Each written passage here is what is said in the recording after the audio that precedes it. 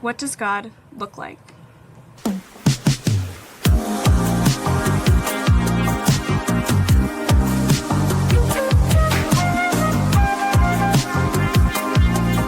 What do you see?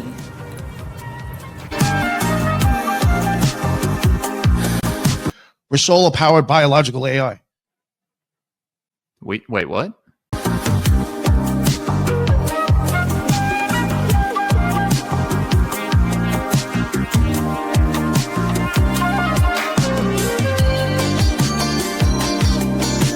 These ancient adversarial entities, I think it's the very same ones that rebelled against God and were cast out.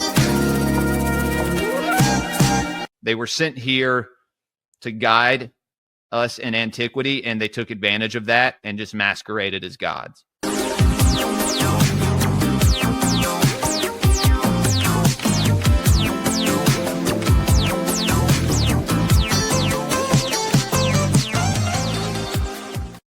What is going on, everybody? Welcome to another episode of the Grey-Pilled Podcast. I am your host, Jules. If you've been here before, you know me. I am joined today by someone who is very big in the occult, symbolism, conspiracy, esoteric community. Chris from Forbidden Knowledge News. Chris, what's going on, man? Hey, Jules. Thanks so much for having me on. Looking forward to getting weird with you today. Man, it's always good to meet new people that are into the same weird shit that I'm into. So we can dive further into stuff like that. Man, yeah, so I guess this is your first time on the podcast. And if you do hear screaming in the background, it is my toddler. So right on. You don't have anyone locked up in the basement. Gotcha. No. All right. So when did you first start Forbidden Knowledge, I guess? Oh, this was probably at about 2014 or 2015, but it started just as a Facebook blog. I didn't really start to wake up to a lot of the stuff till around 2012.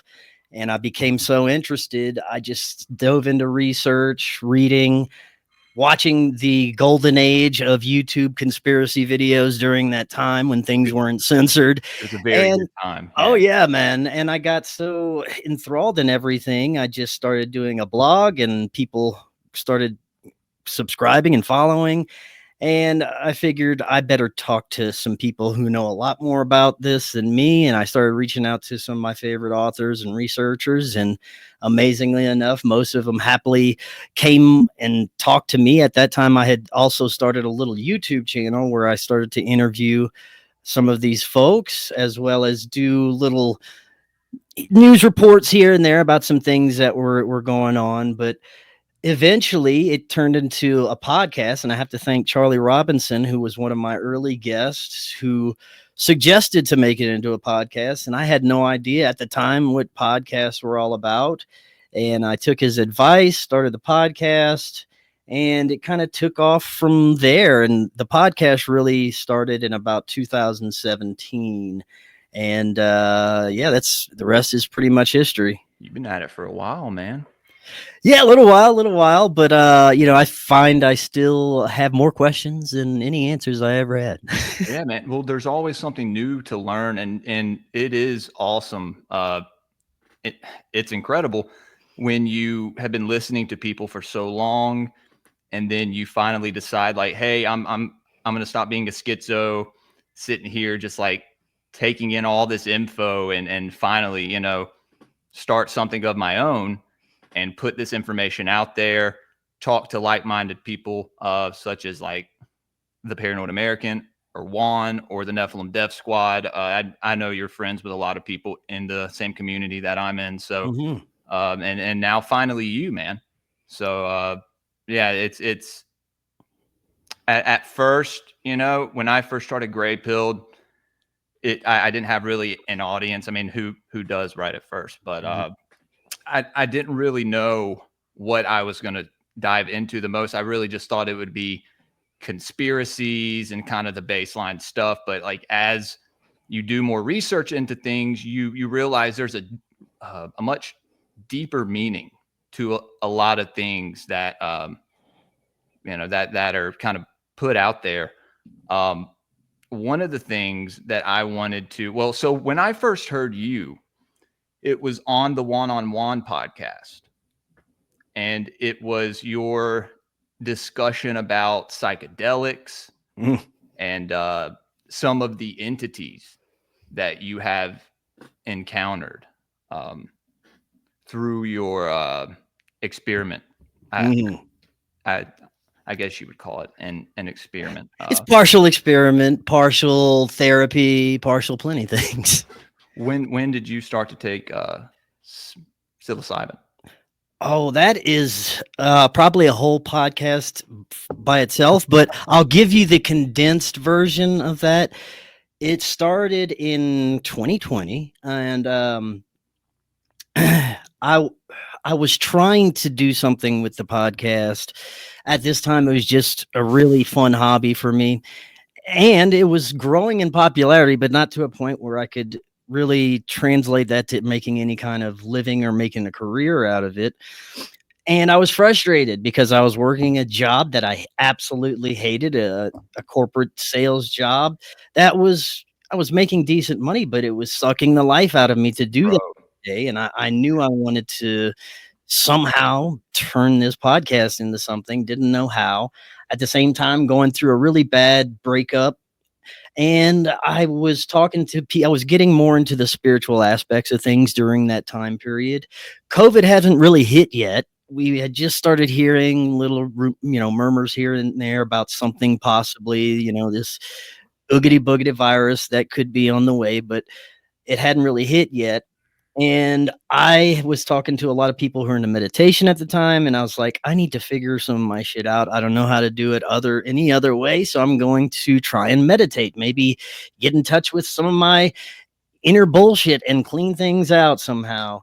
So that was a process, but this one evening, and it was early 2020, I was going through a bad breakup, and I decided to do a meditation. I had tried a few previous times, couldn't quiet the mind enough, but this time it was the most life-changing experience that I've ever had. To make a long story short, I made contact with what I now understand as my higher self. Some people call it your spirit guide, Your Christ. your daemon, whatever you understand it to be. I'll just simplify it, the higher self. But this intelligence communicated with me, and I'd never experienced anything like that. It wasn't like me talking to myself. It was me having a conversation with something else. So this something else proceeded to tell me about how I needed to heal childhood trauma, heal all this emotional baggage that I had, stop being in these toxic relationships. And these were things that never crossed my mind before, things I definitely didn't want to hear at the time, but it was incredible because this seeming external intelligence is communicating this to me, as well as I need to quit my job as soon as possible and pursue the podcast. And I'm like, this is crazy. Am I talking to an alien? What is going on? I didn't really figure everything out until much later, but I needed, after this experience came to an end, it lasted for about an hour, me communicating with this disincarnate voice through meditation. And the next day I had to understand more. I had to understand what I was communicating with. How did that happen? It took a few days, but I was able to basically recreate the situation. And this time was contacted by, it seemed like, multiple benevolent entities that were telling me more about how to proceed with my journey. Just the most incredible thing. And I didn't know if I was going crazy or acid flashback or whatever. And along with this other information, this spirit guide, this higher self, recommended that I use magic mushrooms to help sort my mental situation out and heal childhood trauma and get where I want to be, which was nowhere on my radar. I hadn't done psychedelics since I was in my early 20s. in my early 40s at this time. Right. And the last time I did magic mushrooms was a pretty terrifying experience. So that definitely wasn't anything I wanted to revisit, but that stayed in the back of my mind. And within 6 months of this communication, it's like the situation was presented to me where I was forced to quit my job because new management comes in, things get completely shittier than they've ever been. It was an awful situation. And I was like, okay, this is my chance to get out of here. I took out my 401k. I moved to Colorado and just started working full time. One of my producers was out there with me, and my only producer actually, but he was just helping me with conferences and a little bit of podcast production at the time. And we started the Forbidden Knowledge Network. We moved out to Colorado and started working our asses off. It was terrifying for almost the first year, but incredibly enough, we check the revenue one day and we can pay rent. And it's like, what the hell? Then check the revenue. A few months later, we can pay rent and eat food that month. So things progressively started to pick up. And during the time, I didn't even put 2 and 2 together, but magic mushrooms were legal in Colorado. I started to grow my own magic mushrooms. And that is where the psychedelic journeys began. It was very terrifying at first, but I learned different techniques, different breathing and meditation techniques to where I was able to start taking very high doses. And it started out with just this communication with the higher self that I initially made contact with, but much clearer, much more powerful. And it was accompanied by these powerful visual representations, entities like you spoke of earlier. But in the earliest stages, these entities, I believe, represented some of the emotional baggage that I had, some of the childhood trauma that I had that manifested itself as either these demonic forces or monsters or evil energies or snakes, something that I definitely had to face during that experience in order to clear whatever those energies were. And then whatever it present itself as a demon might transmute into something beautiful after I was able to heal that trauma through those experiences. And eventually the experiences became so immersive and all-encompassing that after I did my initial work of healing trauma and clearing a lot of the BS that I grew up with and the relationships I was getting in and stuff like that, it was started to become a teaching experience, just different skills in, I guess you could call it esoteric knowledge Absolutely. to guide me through my journey. And it was quite profound. I experienced many different interactions with these beings. And as time went on, I couldn't really pinpoint if these intelligences were a part of my subconscious or something else at times, because it seemed so great and it seemed to know so much during some of these experiences that it really felt like some external beings that I was communicating with at times. And I had insane experiences. And if you want to hear a couple of the most, profound ones, we can go there if you want. That's really how the psychedelic stuff started. I'd love to talk about that. Yeah, man, it seems like you went through the same journey I'm kind of going through now. I, have a full-time job and started this about a year ago. And man, it's really something that I want to pursue. And it's hard, when you have kids and you have a house that you have to pay the fucking mortgage for, just to kind of drop everything and be like, hey, I'm going to do this now, so hopefully one day I can get to that place as well. But so when you talk about your higher self, most people would interpret that as, oh, well, you're hearing from demons, right? Yeah. You're hearing from demons. You're in communication with demons. I look at it in a few ways. So you were saying that you didn't know if it was something that was internal or external, or do you think it can maybe be like a little bit of both? I think it is both. The understanding that I'm at now is whatever we encounter during these experiences, and this is just my current understanding, it could change with new information that I'm presented, but I believe that all paranormal experiences, all these quote unquote contact experiences, and in fact, this is going to be the whole basis of my film that's about to come out next month, Doors of Oh, hell Perception. yeah, dude.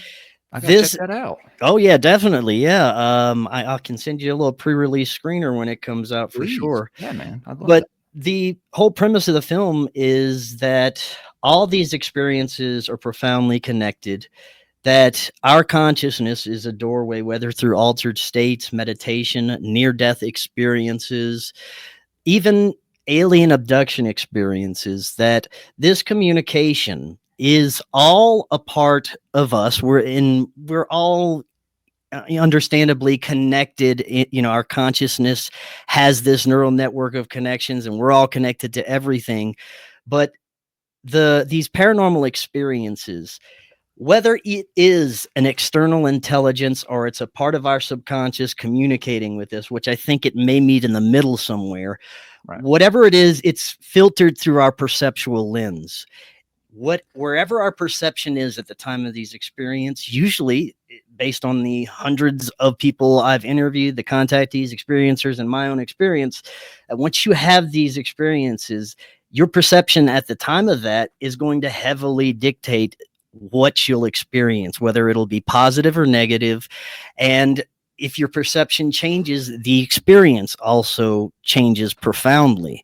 And this is a great examples is for people's near-death experiences. At the time of the experience, they will either experience something very beautiful or very negative. Psychedelics, same thing. I hadn't worked through any of my stuff. Those first few experiences were terrible, and I encountered terrifying entities. And another thing is trauma seems to be a heavy trigger for a lot of these experiences. But that'll all be covered in my upcoming film. I'm really excited about some of the people we have to share information on that one. Yeah, dude, I can't wait to check that out. Yeah, it seems like most people fear what they don't know, right? So going into something like that, a psychedelic kind of experience or a spiritual experience, yeah, it definitely could, I guess, make or break what you perceive. And that's like, most people when they hear about some kind of entity, they always perceive it as a demon or some kind of lower vibrational being. And so you said you had a couple experiences. I would like to kind of hear about these, man. Well, I just wanted to address real quick those that would say that I'm communicating with demons. Through all of these experiences, the last psychedelic experience I had, which I no longer utilize the magic mushrooms, I got the message, hung up the phone.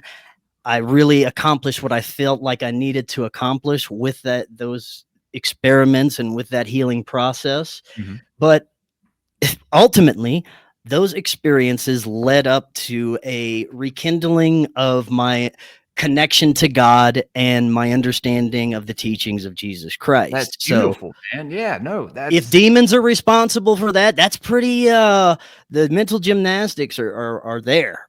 they are. They are. Yeah, dude, like when I was younger, I should have never taken psychedelics, using them for all the wrong reasons. I do think it is about the intent of what you're doing. If you have an intention to heal past trauma or, have a better connection with the creator or with Christ, that those could very well be used for that, right? Most people want to put everything in one boat.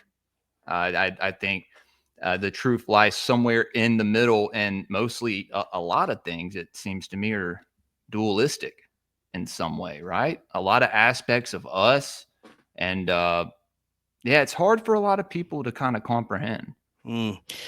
Yeah, I found that during these experiences, we are presented with those dualities, and it's up to us to decide what we're going to gravitate towards. And I think that as is this whole human experience really broken down. But as far as my most profound experiences, again, each one could take up a whole podcast. So I'm going to condense the story quite a bit. About 6 months, maybe, about 6 months after I had started my psychedelic experiences, I had met a young woman that I was in a relationship with, and it was rather new, but I really ignored probably a lot of the signs and signals that it wasn't supposed to happen. But this person was a psychic medium, healer, all those quote unquote things. And she had never had a mushroom psychedelic experience. She knew that I was having these experiences, so she wanted to try it. So I end up dosing her just a couple of grams, start out with, see how she does. I take, I think 3 or 4 grams. I'm way deep in it, and then an hour goes by and maybe almost 2 hours. And she's like, I don't feel anything. I'm kind of sleepy.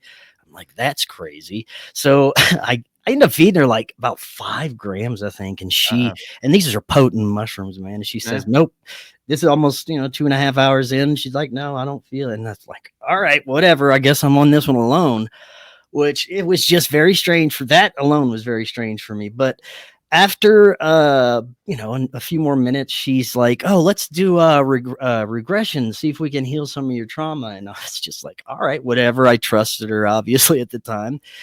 So we did this regression type thing, and everything was fine. That went actually well. And I felt like, it actually made some progress. But after that, we're talking, and all of a sudden she's saying things that start to make less and less sense to me. And I look over at her, and this is what I remember coming out of her mouth at the time. She said, I remember finding you. I attached my energy to you. I helped you get where you are, and I sense you don't love me anymore. And she said it twice, but when she said it the second time, I swear the best way I can put it is she shapeshifted into a reptilian. She grew like almost a couple of feet tall, turned green, scales, big ass teeth, yellow eyes. Dude, I practically shit myself, and I'm like, what the and she's like, you don't love me anymore. And I just took off running the opposite direction. I look behind me. There's like this 6 foot tall reptilian in my ex-girlfriend's nightgown chasing me down the hall. You don't love me anymore. I ran to the basement, locked myself in there. And this is when shit really started hitting the fan. My whole reality around me changed. It was like I was in a dungeon. I was just about to say. They had bars on the windows. The sky outside was blood red. And I'm like, oh shit, did I die and go to hell? What is going on?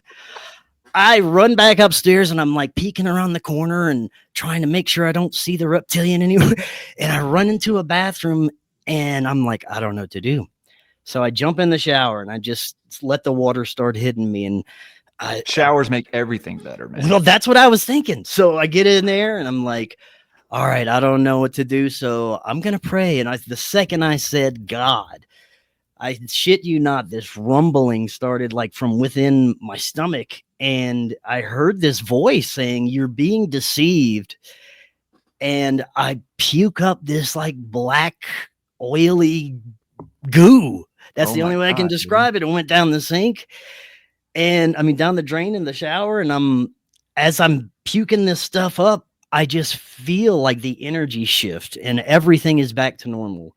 My house is back to normal. It's like brighter than ever. And I feel this beautiful, like energy, very powerful, loving energy, like in the same room with me. And I'm like, oh, everything's better. It's gone. And I just knew that I would open the door, and my ex-girlfriend would be sitting there, and she wouldn't be a reptilian. And there she was. And it's like, all right. She's like, what happened? And I said, I don't want to talk about it. Now we're just going to bed. So we hit the hay, and it wasn't until I didn't understand this. It was bothering me for a long time. I didn't understand what it meant for the longest time until things between me and her started getting very bad. She started showing a side of herself that she didn't show before. Maybe you could say a reptilian side, a very cold side, a very conniving side. And I was like, oh shit, the mushrooms were trying to show me what you got inside. Wow. And that's the only, explanation. It's the best explanation. It's what fits in my narrative. And I believe that's what occurred. Is I was perceiving of a part of her nature that she was not showing me, and the mushrooms decided to give me a glimpse of it myself. So, I guess you could say it was like some kind of reptilian energy, right? Reptilian. Yes. In no way am I saying she was a shape-shifting reptilian. I was about to ask that too, man. Anything's possible, but I think it was more along the lines of this energetic representation of a reptilian part of her consciousness or her energy. That's wild, dude. And then with the black goo, it's almost as if you were cleansed of something in a way. Yeah. Right? Oh, man. It was like, I think it might have been like I was under some sort of perception spell. I couldn't see anything bad about her. And when I puked up that black goo, this was like, you're being deceived with everything that, this woman was showing you. And this is the way I understand it. When I puked that up, it just kind of shed that veil of deception. And I was able to see, because the following days, just like immediately after, it was different. I noticed different things. Yeah, and that many such cases, it's that way. Even with learning, or when you gain like gnosis of something that you haven't before, if you end up learning about something in a different way, I don't know. It seems like it has the same effect, maybe, because everything seems to be connected in some way, right? So, like I was saying, if I were to eat psychedelics now, I'd probably have a completely different experience than I did when I was younger, which were not always the best experiences. You're just eating stuff just to party. Yeah. You have no, you really don't know what you're doing. Probably not the best thing. Dude, I've never heard a story like that before. That's fucking wild, bro.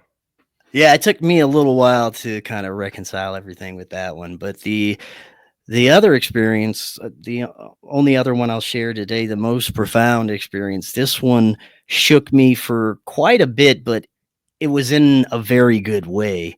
And if you want to hear that one, I can get into it. Oh, yeah, dude. Of course. So this was this past May the 4th. May the 4th be with you all. This was my final psychedelic experience, and for very good reason. So this morning I woke up, and my now wife, she's like, hey, let's go to a metaphysical fair. And I usually enjoy going to those things, but for some reason, something inside me was like, no, don't go. And I just felt sick to my stomach for some reason. So we end up going. I don't feel right the whole time we're there. We go to this booth that this older lady's having aura photography, where she supposedly takes a picture of your aura and she's able to interpret, what the colors are. And from what I understand, those things are quite BS. But, we're just supporting our, local metaphysical community. We go over there, and she takes the picture of me, and I'm waiting for her to interpret my aura. And I'm looking at everybody else's. And when she gets to me, she's like, oh, I see a few things. Your throat chakra is very open. That means you're probably very vocal in what you do. And I was like, hey, that's pretty spot on. And then as she's doing this, Corey, my producer, came with us, and he's the least spiritual person, metaphysical person you've ever met. He was there for shits and giggles, and that's it. And he comes running up, and he's just saying stupid shit. He's like, oh, is he going to be rich, or are we going to be, super successful? Something like that. And he's like, the lady said, I don't know, because he doesn't have a concrete belief in anything. And I'm thinking, well, is that right? And I was kind of bothered by it.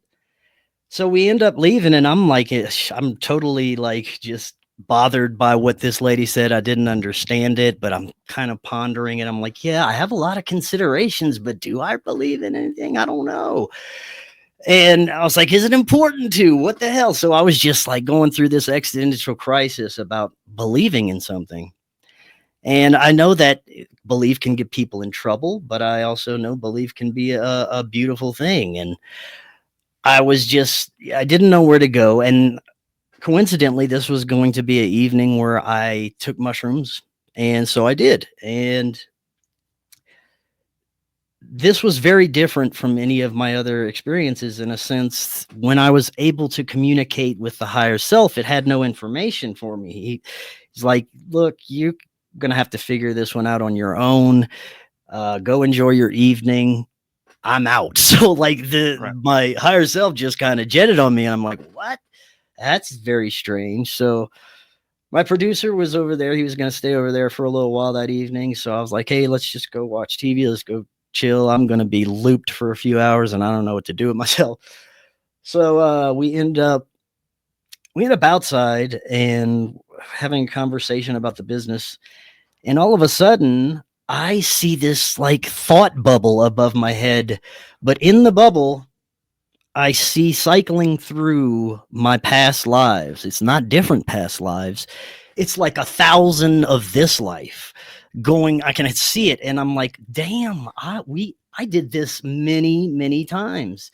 And I'm seeing the conversation that me and his name is Corey, me and Corey are having just cycle through as many times as I've been incarnated. And I'm like, damn, I've done this so many times.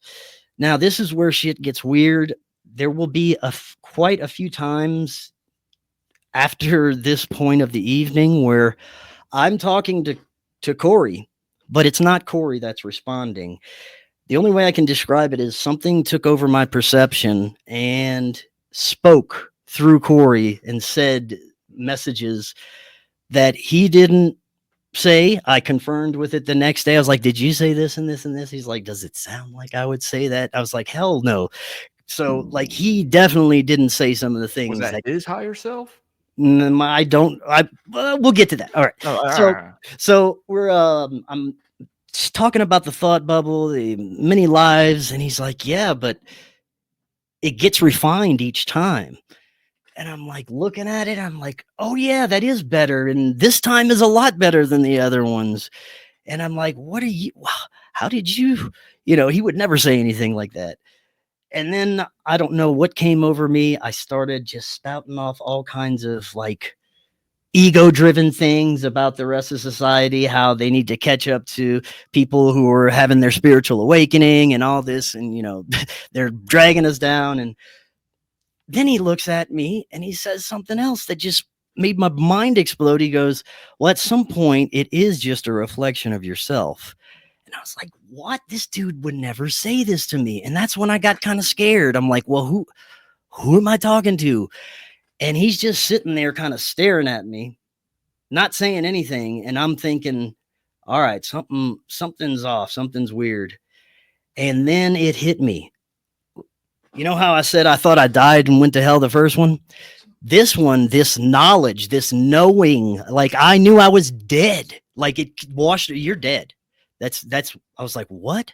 It's like, yep, you're dead. And you're talking to this spiritual being here. And I'm like, what? No. I was like, nah, I'm not dead, am I? And it's just like, I don't know. Are you dead? This was Corey speaking. And I was like, all right, I need to go back. Can I just go back? He's like, well, if you go back, you got to start over from the beginning again. And I was like, what I just started freaking out. I was like, hell no, I'm not doing this shit again.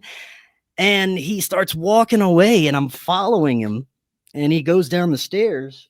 And when you get to the bottom of the stairs, it's like whoosh, everything switches back and it's just regular old Corey again. Everything's like not mystical anymore. It's just Corey's like, I don't know what you're talking about, dude. Just let's go watch TV. You're not making any sense.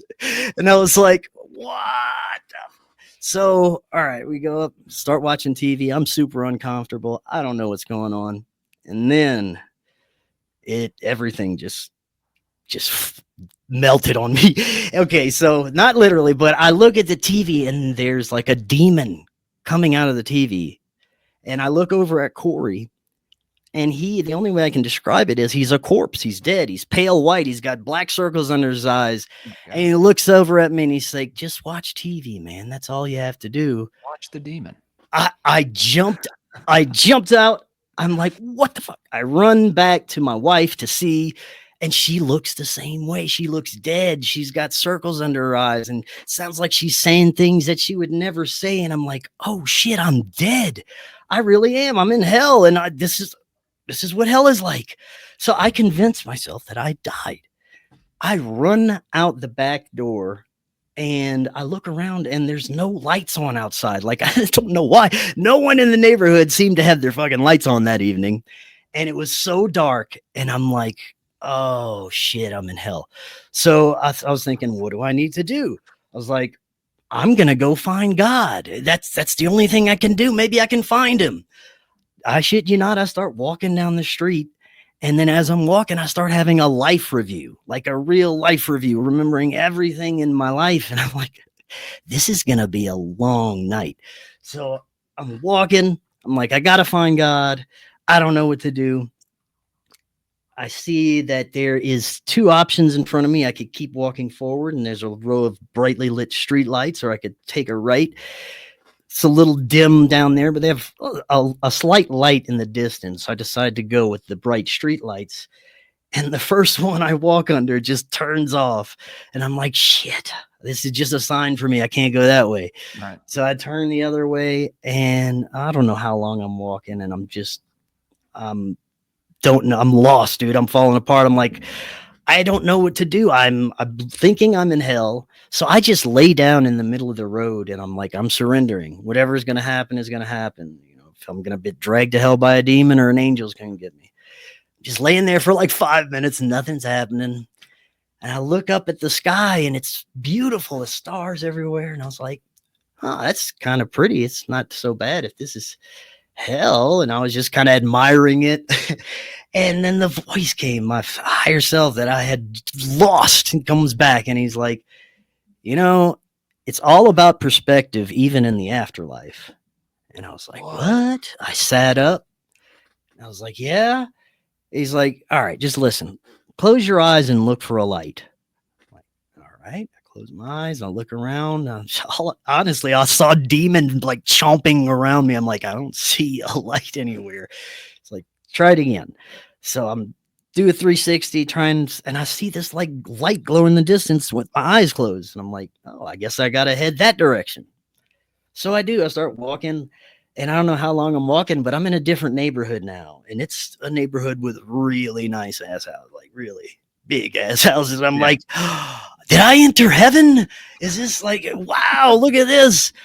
I'm walking and I'm like, all right, I just knew what I need to do. I need to knock on somebody's door. I don't know why. I was like, knock on somebody's door. And I was like, this is what's going to happen. I'm either going to knock on somebody's door and they're going to call the afterlife authorities, which will probably bring me to the devil if they're anything like the cops here. And I'll just have my peace of mind with him. I'll tell him how the fuck I feel. Or I'll knock on this door and it'll be an angel and I'll be brought to heaven. This is literally what's going on. I mean, so I said, fuck it. I see this house up ahead that is more brightly lit than any other house. It's got a big ass welcome sign. No one else has that. And they got a big ass porch swing and the porch lights are so bright. I'm like, that's got to be it. So I walk up and I'm like, fuck it, ring the doorbell. And this beautiful blonde haired lady answers the door and she's like, can I help you? And I'm sure my eyes are like, blah, blah, blah. And I said, is this where I'm supposed to be? Oh my God. And she said, hold on. So she goes and she closed the door for a minute. And then this dude opens the door, this giant teddy bear glowing man. He's like, he looks like he's just emitting beams of love. Yeah. And he says, are you okay, son? I said, I think I died.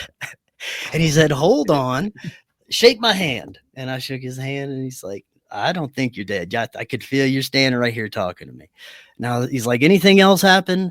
I was like, I took a bunch of shrooms, but that can't be it. And he's like, oh, okay. So he's like, well, son, would you like to pray with me? And I'm like, yes, I would. So we got down on our knees. He starts praying. I'm crying. I'm like, this is it. This is the angel. He's going to bring me to heaven. I get to get out of this fucking place. So after we do that, he's like, all right, you ready to go home? And I'm like, home? Like home? And he's like, well, your house where you just came. I was like, oh, I don't think I can go back there. I don't know how I'm supposed to go back there. I'm thinking if I go back there, I'm going to wake up in a hospital bed, popping out of a coma and something, be like, I really died. And now I'm, waking up from this awful coma dream. But yeah. We go and he's got this big ass white, beautiful truck. We get in there and he brings me home and he's just asking me what I do. And, I told him that I had a podcast and everything. And I don't even think he told me at all what he did, but we get to my house and it's only a few blocks from where we're at. And I'm like, how am I supposed to go back in there? He's like, I don't know. Start by just maybe opening the door, see what happens. So I give him a big ass hug and I go home. And like my roommate and my wife is like, where the hell have you been? They're not dead anymore. And they're all worried about me. And I'm like, again, I'm just going to go. I can't talk about this tonight. I'm going to bed. Right. So right. The wildest part is what happened next. I woke up the next morning and I'm like, I got to go for a walk. I'm going to go for a hike in the mountains. I got to sort shit out. What did last night mean? I get to the edge of the street where I'm about to start walking. And I said, no, I went and grabbed my keys and I just started driving. I drove directly to this man's house. Couldn't tell you how I got there the night before, but I somehow knew exactly where to go. And I get out, knock on the door, and his wife's beautiful blonde haired lady answers the door and she gives me a big hug and she's like, Chris, I'm so glad you're okay. And I'm like, yes. And I was like, is your husband here? I need to thank him. And she says, well, no, but he's at church right now. He's a pastor and he's giving a sermon at church right now. I was like, she said, would you like to go? And I'm like, yes, this is obviously a damn sign for me to do this. Absolutely. I hadn't been to church in years, man, and I was still like, what does this mean to me? Does it mean I have to give up everything and go for a life of, dogma and Jesus Christ and being afraid of everything like Chris? I'm like, no, that can't be it. But I get to the church and I sit down and the answers just start flooding to me. And like, it's like, you got in touch with your higher self. Your higher self encouraged you to do this show and study these esoteric topics and everything that you've learned and all these connections that you've made for a reason. What is your understanding? And I'm like, well, they all have such profound connections. I think each religion, each theological belief has a piece of the puzzle. You put them together and you can get the exit for this. And I think that the teachings of Jesus Christ were an incredibly easy way to understand the fundamentals of how to exit this matrix, if you will. Absolutely. And I was born Catholic. I was baptized, and it just all came to me that these teachings I've been learning, all the spiritual teachings, they have such power, and you need to put everything together to understand it. And I was looking around at all the people at the church, and I sensed, this dogma that keeps them in a box and this fear of hell. Yes. And I was like, there is no hell. Hell is what you create for yourself, right? Based on your perspective. Yes. We come back here, we're reincarnated, I don't know how many times to get this experience where we want it to be.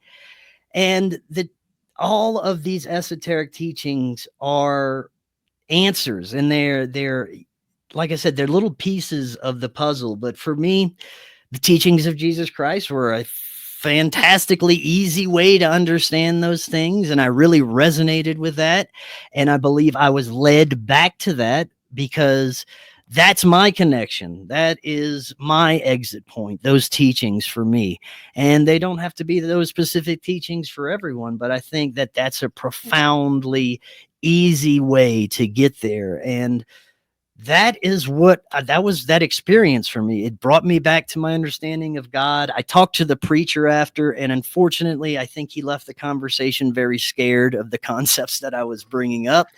And that's to Yeah, be man. expected. That's the problem to me, is people who are drenched in dogma are not experiencing the full human experience. And Absolutely, there's so Chris. much more that there is to understand about that. Absolutely, man. They won't even look into this stuff, right? Right. Scared to even glance at the occult. And it's like you don't have to become an occultist, just to kind of look at this stuff and figure out because like I said, I think this, not everything that we're told is 100%. And I think a lot of stuff is obfuscated, so we won't get to the complete truth, right? Because it seems like through these experiences you had, you transmuted a lot of dark, you could call it dark energy into light, right? You found a new, more refined connection with the creator and with what people would call Christ. Mm-hmm. Right. And I, honestly, I couldn't even tell you if Jesus Christ was a real person. And to me, that doesn't matter. Those fundamental teachings are what matters. That energy is what matters, the state of consciousness.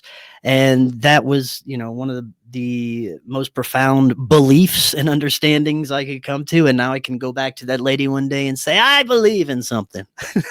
Yeah, man. And I think a lot of people get trapped in this, what you were saying, like a dogma of religion, spirit of religion, right? Where they can't go outside of that. They can't question it.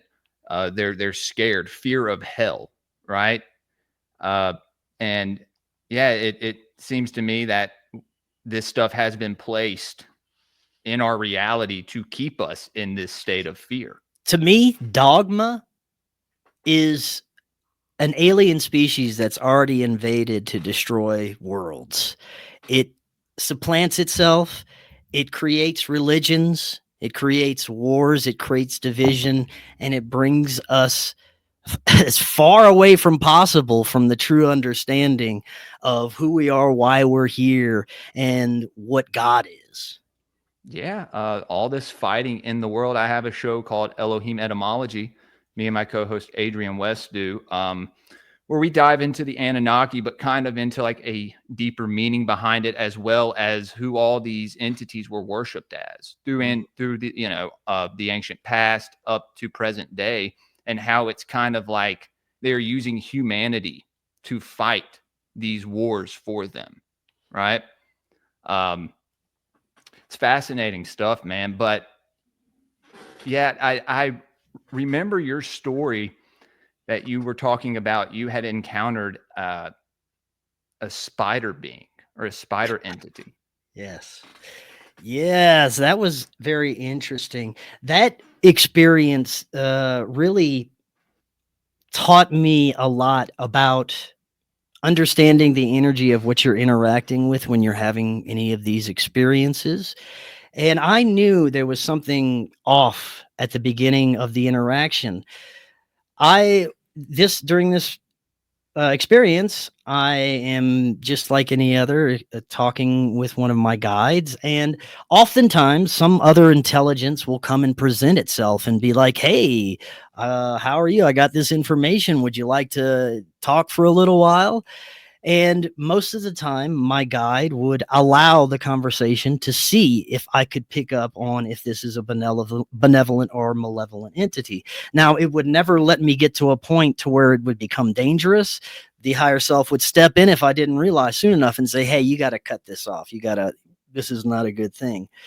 Which I've gotten pretty far into conversations with very malevolent things that I almost went a little too far with. And this was one of them.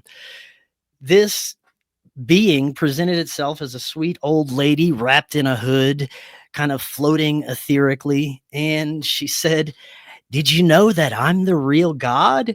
And I was like, immediately, I'm like, okay, this is already, I don't know about this. And I was like, all right, I'll humor you. Okay, please explain.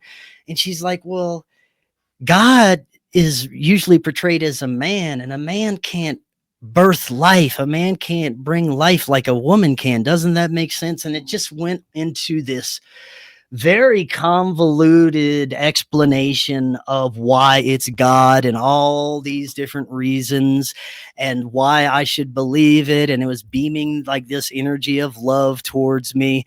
Right. And then all of a sudden I started to perceive it. I started to perceive what it really was. The mask fell away of the old lady, and I saw this massive spider with that old lady's head weaving like this That's web, terrifying, bro. weaving a web around my brain. Like I could see it in my mind's eye. And I'm like, oh shit, no. I see you, bitch. I said, in the name of Jesus Christ, but it boom, it Yeah. zapped right the hell out of there. And that's another thing. That's another thing that really solidified my knowing that this Jesus Christ, that the power of Christ is something tangible, because of the amount of times not only I've used it during these experiences, but many others, even with alien abduction. That shit has power. Yeah. Yeah, but I was able to kind of get rid of it and unweave that stuff, and then my guide comes in. He's like, you were getting close there. So experiences like that are pretty interesting. Well, right around the time that I first hit you up, it's weird because a week later, I think you went on Nephilim Death Squad. I think it was around, and I've had that kind of synchronicity with them where I'll hit someone up and that person will come on their show the next week. But my wife went through a spiritual healing and deliverance little class thing, and apparently the entity or the spirit that was attached to her was that of this like spider creature. Yeah, bro. And as soon as she told me that, I was like, wait a fucking minute. I remember this guy, Chris from Forbidden Knowledge News. Like, I talked to her about it, and yeah, man, it's pretty incredible. And so I looked up in the Lakota tribe. Yeah. There's a legend of a being named Iktomi, whose its name was originally, well, Skan, that doesn't matter, but American Indian culture recognized Iktomi as both a spider and a spider-like man. He was born full grown from an egg and was the size of an ordinary human. Wow. Yeah, dude. And he apparently was a trickster deity, right? And you see that in almost every single ancient mystery, mythology. You know, there is that, whether it be Inky or Loki or, you know, there's many names. Do you think this is all like part of the same kind of spiritual class of this is right where I'm at right now. This is my wheelhouse. These entities here, this is what I heavily explore in my upcoming film, what these entities really are, what they represent, the trickster aspect. I personally, mainly because of my own experiences, will never ever reach out to anything external. I will always go for my higher self, my own energy, what I understand as God or source. Internally, right? Yes. I've learned to never seek any outside knowledge or information, because they'll come to you, they'll give it to you, but there will be a price. Whether you want to call them demons, archons, I'm more along the lines of these archetypical thought forms, these egregores that exist beyond our perception, that always have, that can shapeshift based on the energy we put out there, based on what we're feeding it, based on where the collective consciousness is. I think this is the UFO phenomena. I think this is how the UFO phenomena has been weaponized, because we basically create our reality. And if we believe in something, it becomes real, essentially. And the psychological operation of UFOs and aliens has been pumped into our brains, from Hollywood movies to the earliest of Becky and Barney Hill stories and all of this stuff. And I think it's all just leading to the creation of the alien egregore. And I think it's the same thing with demons. But I think these intelligences are real. I'm not saying that they're not real. Right. They just take shape based on our imagination, based on our fears. They can be anything. They can Yeah. be like, these things are shapeshifters, I believe. Absolutely. They can be they're trickster entities. They can be whatever they want to appear to you as, and they are manipulators. They can appear as And Bigfoot. yes, I think Yeah. they are servants of the Matrix in a sense that they are the dark side of duality to keep us, essentially, the way I feel about it, keep us learning. I think they're an essential part of the Matrix. I think that this place wouldn't exist without them. I think that's why we're here, is to learn from the dark and the light. And those are like programs of the Matrix, and they It's just appear what you to us. take from the dark, Right, right? exactly, And what you how learn you from it. use it. Correct. Because you have a lot of people, in the past, Crowley, Kenneth Grant, Blavatsky, all these different occultists that took this knowledge and used it, probably not for the best things, right? 100%. Yeah, I think that also these energies, they manipulate to a point to where you just want to align with that, and you want to be a part of the system. You want to work for the system, and that's essentially what they do. If you get intertwined with these energies enough, you start working for the Matrix in certain ways. It's like a mental parasite again. And our objective here is to not get caught up and allow that parasitic infiltration, but to learn from it and grow from it and reject the dark. And that's just where I'm at with those, intelligences, aliens, extraterrestrials, angels, demons. I think it's all the same thing, and it's a program. I think you're absolutely right. And that's funny you talked about parasites. I got worm pilled recently, talking to Foundering about like the worm and how its ancient depiction was that of the serpent. Dude, I've been doing parasite cleanse. I think that's a huge thing, man. Those Shout out ivermectin. Yes, there you go. Right on. We're told not to take it, right? Yeah. So that means you better take it. Yeah. Hell yeah, man. Have you seen a lot of this egg symbolism going on? I have. And what do you make of that? I've never really looked that much into symbolism. I haven't been a symbolism guy, although I have plenty of guests that really explore that. Although I should really study it more, because that is the root of how these occultists steer society and steer humanity. But it could represent many things. I think it's, in a sense, a rebirth of this new era that they are starting right now. And whatever this administration represents, the energy that it's bringing in, because I don't think that what they're showing us is real in any sense of the word. It's all theater, but they have this etheric representation of what's happening, as above, so below. I think everything that's happening here is also happening in the etheric realms, and that's where the quote unquote real world is. This is just an illusionary state that we're in right now, and we experience what occurs above through that material filter. And right now it's all seems to be just this story that is unfolding, this playbook, book of revelations that has been foretold, and now it's unfolding. And if you step back, it's easy to see the parallels as they come out. And I don't think it's something that was scripted by these genius elites. No, I think it's synchro mysticism. I think that it's all going to occur, whether they know it or not, whether they are aware of it or not, that's just the way our reality works. Yeah. That it speaks to us through symbols. It speaks through us through synchromistic events and messages. And there's always a larger story to tell with every event that unfolds. Yeah, well, they try to steer the collective consciousness. And so what they want to play out in reality happens, right? By having us live in fear and having us live fighting, the fighting of humanity, the infighting, right? Especially when it comes to politics. I mean, Trump is probably the biggest chaos magician since John Dee, right? Or since like some ancient magi or whatever you want to call them. yeah, I don't think that we're going to be saved by any person. You know? Definitely not. I believe what this administration has done is a massive sleight of hand. I talked about that in my show today.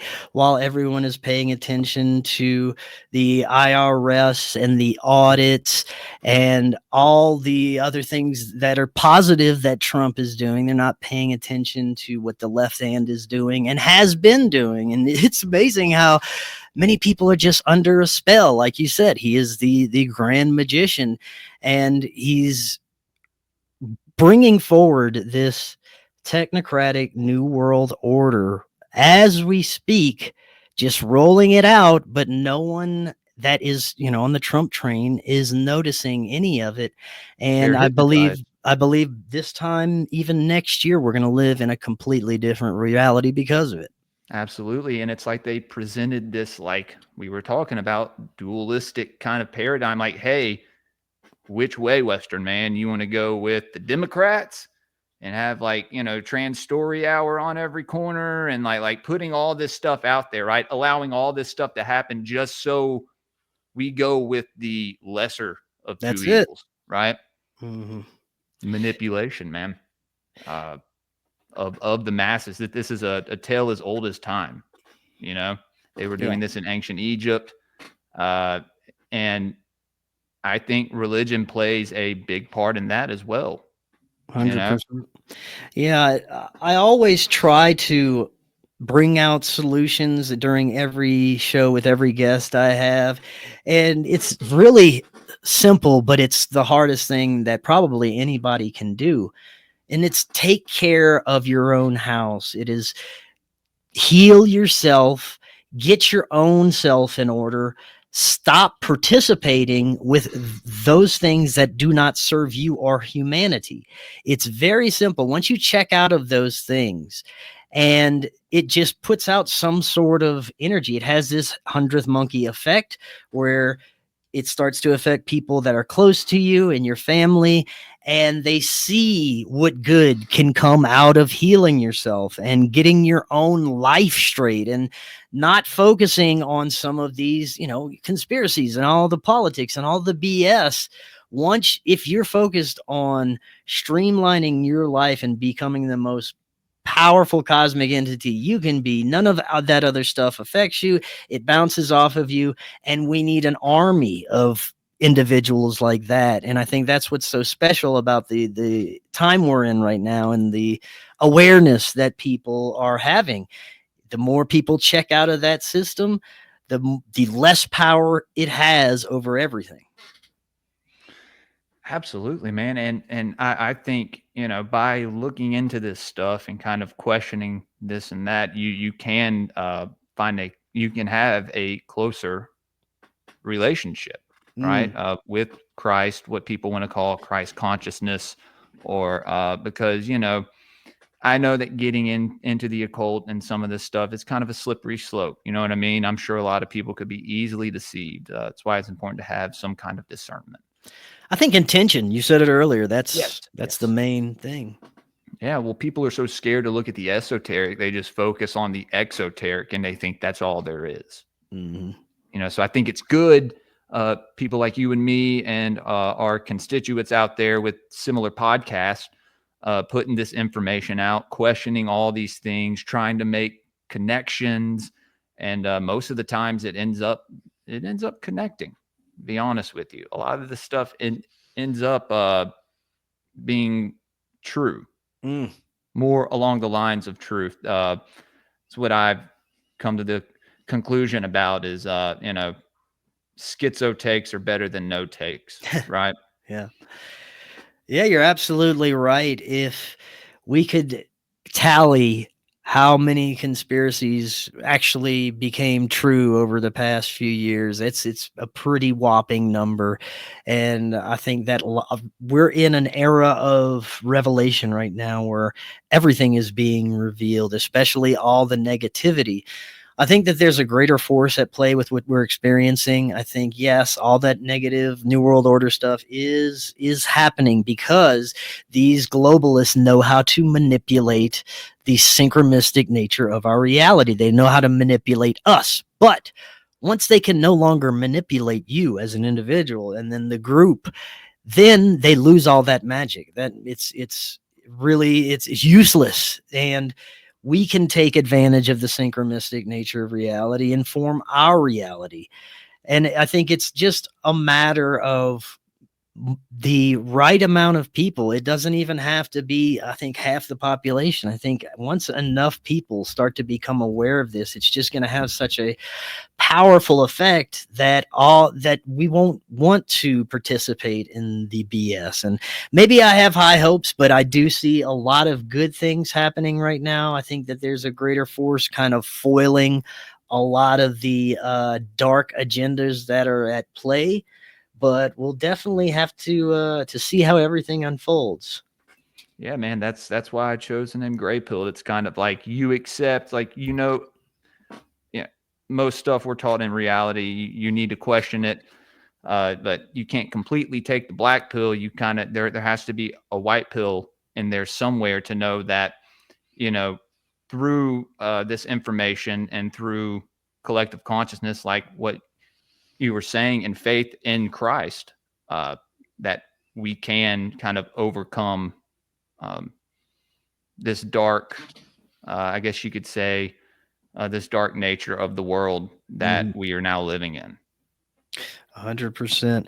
And if we can look towards what some brilliant researchers has postulated our ancient past and possibly the times of Atlantis where we had a very advanced civilization, maybe we had more prosperity from now, maybe it is cyclical, maybe we are at the end of those dark ages and heading into something better.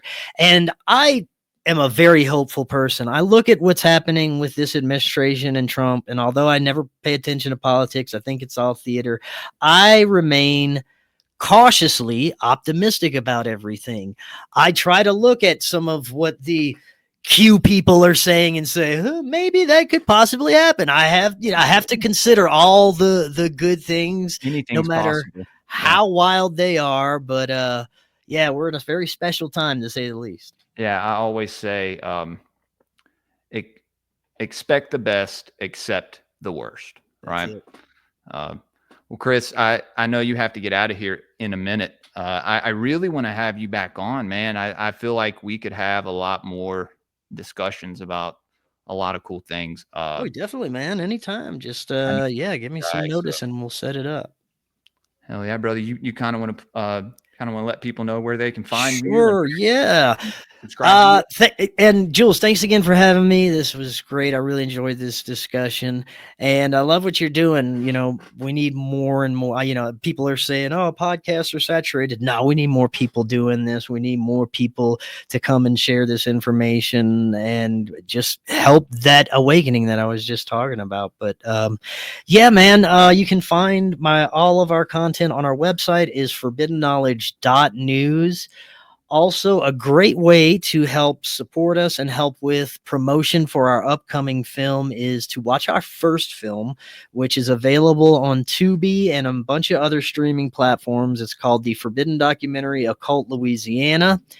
And that, like I said, will help us with the upcoming promotion for our new film, which we will have pre-release sales going by the end of the month. That is The Forbidden Documentary, Doors of Perception, talking about a lot of the things that we discussed tonight. And we're also on Rumble. That's where you can get all of our video podcasts. We're on Rockfin if you want to subscribe to any premium account. And let's see, all podcast platforms, also Facebook and Instagram. So, Jules, thank you again, man. This was great. Hell yeah, man. Thank you, Chris. Guys, you know where to find me. Greypilled Pod on Twitter, Greypilled_podcast on Instagram, Rumble, YouTube, Spotify, Apple Podcasts. Trying to get on Spreaker soon. So, yeah, patreon.com/greypilledpodcast. We're having William Ramsey on next Saturday, so that should be awesome. Also, me and the Paranoid American have some sound sciences coming up this next month, so y'all stay tuned for those as well. And yeah, we'll catch everybody later. Y'all stay gray-pilled, guys.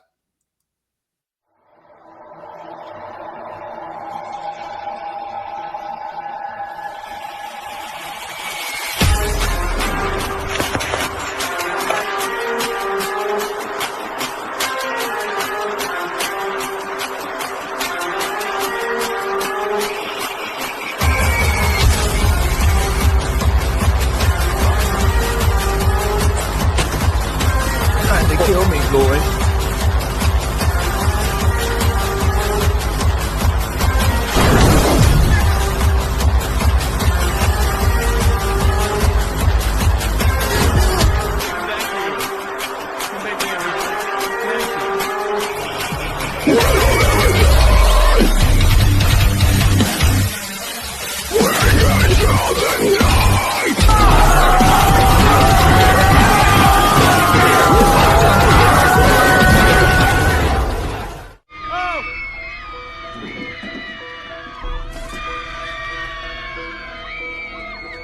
You handsome Shouts out. faggot.